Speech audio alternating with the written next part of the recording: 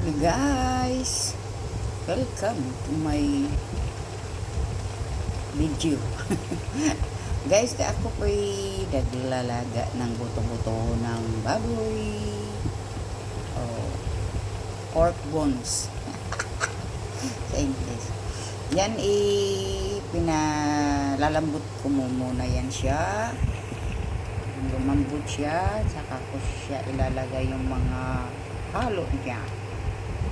Yes. Maya guys. Yan guys.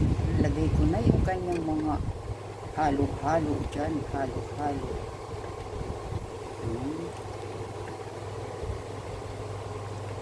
Ito na yan. Kalalagay ko lang. Dagdagan ko lang ng tubig niya. Pagkulok niyan. Luto yung mga ingredients. Sige po. Tayo ay pakuluin muna natin para maya-maya. Guys, kumukulo na siya. Kumukulo. Lagyan natin ng patis, kunting patis pampalinamnam. Yan. Kunting asin, kunting patis. Ayan yun eh. Simpleng tao, simpleng ulam. Yan, may gulay pa po yan. Kaya lang, mamaya po na yan, ilalagay ang gulay. Mamaya po na ilagay ang gulay para hindi siya gusto ko dyan ano lang eh ano lang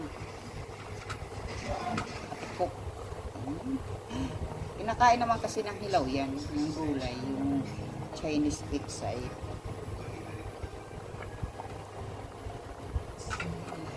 Ayan.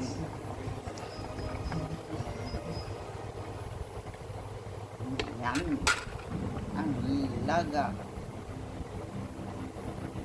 Lagang buto-buto. Ito po yung ilalagay ko na gulay. Kasi yan malutong siya. Ilalagay ko konting ano lang, mga ano lang 1 minute lang sa kaldero. Ay, 1 minute na kumukulo. Ayan. Mahalimuyak. Mahalimuyak siya guys. Okay. Maya na ulit guys. Guys, ayan na. Lagay ko na ang Chinese pichay. Kung tawagin ito Chinese pichay, di ba? Ay, kalalagay ko lang yan. Maya-maya papatayin na siya kasi maluluto masyado ang gulay, ang pichay, Chinese pichay. Maano kasi yan, masyadong maluluto. Masarap yan pag ano lang, hapbok, para ano siya, malutong. Masarap siya muya. Ganyan ang ginagawa. Yan. Ayan na guys. Ayan na.